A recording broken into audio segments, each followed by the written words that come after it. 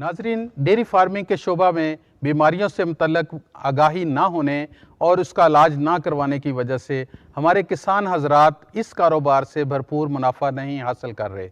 अगर हम बीमारियों से बचाव के मुतल्लक बुनियादी मालूमात हासिल कर लें तो बहुत हद तक मुमकिन है कि हम नुकसानात से बच सकें और इस कारोबार से भरपूर मुनाफा ले सकें। और इसी सिलसिले में बात करने के लिए आज हमने दावत दी है प्रोफेसर डॉक्टर मोहम्मद सरवर खान साहब को।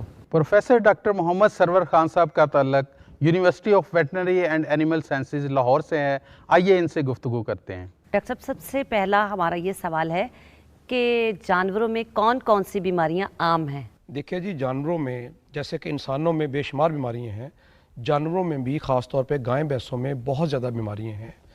ज़्यादातर बीमारियां जो हैं उनका ताल्लुक जरासीम से है। जरासीमी बीमारियां दो किस्म की हैं, एक वो जो एक जानवर से दूसरे जानवर को फ़ौरन लग जाती हैं, एक वो जो डायरेक्ट नहीं लगती। इसके अलावा कीड़ों से फैलने वाली बीमारियां हैं, खुराक की वजह से होने वाली बीमारियां हैं, मौसम की वजह से लगने वाली बीमारियां हैं, और फिर कई बीमारियां हैं जो जल्दी बीमारी हैं। ये सारी बीमारियां जो जानवरों में पाई जाती हैं। कुछ मैं इसकी आपको अब मिसालें दूंगा, जैसे कि एक मिल्क फीवर जिसे हम कहते हैं, जिसमें जिस्म में कैल्शियम की कमी हो जाती है और ये जानवर को बच्चा देने के बाद होती है। ये बीमारी बड़ी अहम है। फिर इसके बाद कीड़े जो पेट में या जिगड़ में कीड़े हैं, इनकी जो बीमारी इनसे लगती हैं बड़ी अहम है। फिर इसके बाद जल्दी बीमारियां बड़ी अहम हैं। लेकिन जो सबसे ज़्यादा अहम बीमारियां हैं वो 3-4 हैं, जिनका मैं अभी आपको नाम बताऊंगा। इनमें एक तो मुँह खुर है, इसके अलावा इसमें HS जिसे हम गलघोटू कहते हैं ये है, फिर एक रक्त मूत्रा के नाम से कुछ बीमारियों का मजमुआ है। ये बीमारियां बड़ी अहम हैं। डॉक्टर साहब, बहुत शुक्रिया, आपने तफसील से बताया। ये बताइए कि ये मुँह खुर की बीमारी की अलामत क्या है और ये कैसे फैलती है? देखिए जी, जो मुँह खुर की बीमारी है ये एक जरासीमी बीमारी है जो वायरस की वजह से होती है, और ये एक जानवर से दूसरे जानवर को लगती है। खुराक के ज़रिए फैलती है, पानी के ज़रिए फैलती है, हवा के ज़रिए फैलती है। ना सिर्फ ये एक इलाके में फैलती है बल्कि बहुत दूर दूर के इलाकों में भी फैल जाती है। यहाँ ये भी देखा गया है कि अगर कोई दो मुल्कों की सरहदें आपस में मिलती हों और एक मुल्क में बीमारी आई हो तो हवा के ज़रिए वो दूसरे मुल्क में फैल जाती है। इसकी जो सबसे बड़ी अलामत है वो ये है, जैसे इसके नाम से ज़ाहिर होता है, मुँह खुर, कि एक मुंह के अंदर ज़ख्म बन जाते हैं और दूसरे जो पाँव में खुरों पे ज़ख्म बन जाते हैं। जानवर का दर्जा हरारत बढ़ जाता है, बुखार हो जाता है, खाना पीना छोड़ देता है, कमज़ोर होना शुरू हो जाता है, दूध की पैदावार बिल्कुल या ख़त्म हो जाती है या बहुत कम हो जाती है। इसके अलावा जो इसके साथ साथ मसले हैं वो शुरू हो जाते हैं और तकरीबन जो जानवर है वो ज़िम्मेदार के लिए नकारा हो जाता है। डॉक्टर साहब, अगर ये इतनी खतरनाक बीमारी है तो इससे कैसे बचा जा सकता है? देखिए जी, किसी भी बीमारी से बचने के लिए सबसे जो अहम चीज़ है वो है मरज़ लगने से पहले उसका बचाव। इसमें 2-3 चीज़ें आती हैं। एक तो ये है कि हम जानवर की ख्याल रखें कि उसकी जो जगह हैं रखने की वो साफ़ हों, खुराक अच्छी हो, पानी साफ़ हो। लेकिन इस बीमारी में जो सबसे अहम बात है वो ये है कि इसमें हिफाजती टीके लगवाना बहुत ज़रूरी है, और ये हिफाजती टीके अमूमन साल में 2 दफ़ा लगवाए जाते हैं, और अगर यह हिफाजती टीके वक्त पे लग जाएं तो अमूमन ये बीमारी नहीं होती। सबसे अहम जो बात है वो यही है। बात आपने अभी बताई है इस बीमारी के बारे में, लेकिन डॉक्टर साहब, अगर बीमारी ये आ जाए फार्म पे तो क्या उस वक्त हिफाजती टीके कोई काम कर सकते हैं? जिनको तो बीमारी आ गई उसमें तो हिफाजती टीके काम नहीं करेंगे, लेकिन एक चीज़ सीरम है जो बनाई गई है वो भी हिफाजती टीके की किस्म है। बाज़ औक़ात वो काम कर जाती है, लेकिन उसके साथ साथ आप एंटीबायोटिक्स दें, उसका जहाँ ज़ख़म है वहाँ पे दवाई लगाएं। लेकिन हिफाजती टीके आपने सिर्फ़ और सिर्फ तंदुरुस्त जानवरों को लगाने हैं। जो जानवर जिसमें शक हो ज़रा भी बीमार है उसको आप हिफाजती टीका नहीं लगाएंगे। डॉक्टर साहब, एक और बीमारी का आपने जिक्र किया था, गलघोटू। ये गलघोटू क्या है और ये कैसे फैलती है?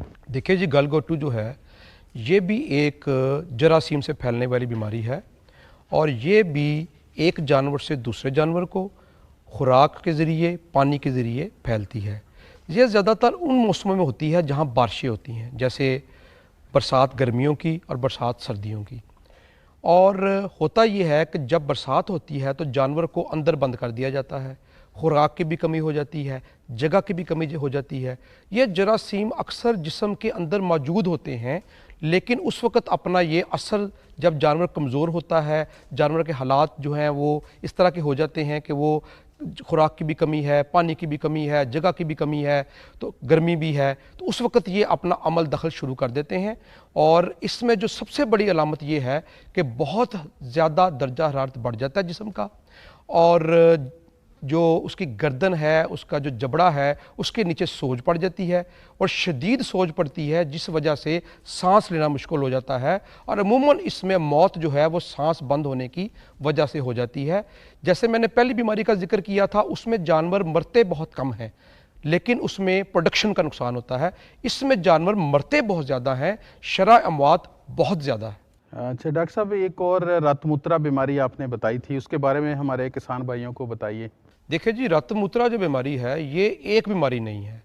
रत का मतलब होता है सुरख लाल, और मूत्रा का मतलब होता है यूरिन पेशाब। तो जब पेशाब लाल रंग का आए तो उसे ज़िम्मेदार भाई या दूसरे जानवर पालने वाले रत मूत्रा का नाम देते हैं। लेकिन एक तो बात ये है कि अगर ये उस वक़्त ख़तरनाक है जब लाल रंग नहीं है, पेशाब में खून है। बाज़ दवाइयों की वजह से भी रंग जो है पेशाब का वो लाल हो जाता है, वो कोई बीमारी नहीं है, वक्ती होता है, ठीक हो जाता है। लेकिन जब कोई बीमारी है, खून आ रहा है, फिर हम उसको रत मूत्रा कहेंगे। इसमें 3-4 बीमारियां बड़ी अहम हैं। एक तो बीमारी वो है जो खून में जरासीम होते हैं, बबीजिया और थलेरिया, इसकी वजह से रत मूत्रा हो जाता है।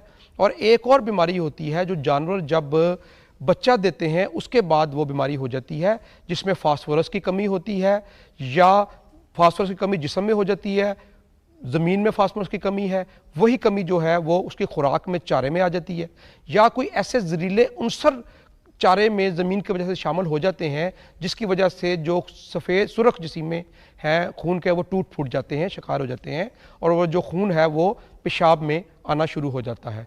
डॉक्टर साहब, एक और बड़ा अहम मसला हमारे किसान भाइयों को होता है कि वो है जानवर का नए दूध होना। अक्सर देखा गया कि एक जानवर बच्चा देता है, उसके बाद 2 साल 3 साल तक वो नए दूध नहीं होता। इसकी क्या वजूहात हैं? इसकी भी जी ये बहुत ज़्यादा वजूहात हैं, जिसे हम अंग्रेज़ी में कहते हैं मल्टीपल काजेज़। इसकी एक वजह नहीं है, इसकी बेशुमार वजूहात हैं। लेकिन जो एक बड़ी वजह है वो एक तो जरासीम का अटैक हमला, जो हर दूसरी बीमारी में पहले को बताया आपको मैं, और दूसरा खुराक अच्छी ना मिलना, जानवर का कमज़ोर होना। अगर जरासीम का हमला हुआ है, जानवर ने बच्चा दिया, उसके बाद उसके बच्चे दानी में इन्फेक्शन हो गई, उसमें सोजिश हो गई, तो फिर भी जानवर का ठहरना दोबारा बच्चे के लिए मुश्किल हो जाता है।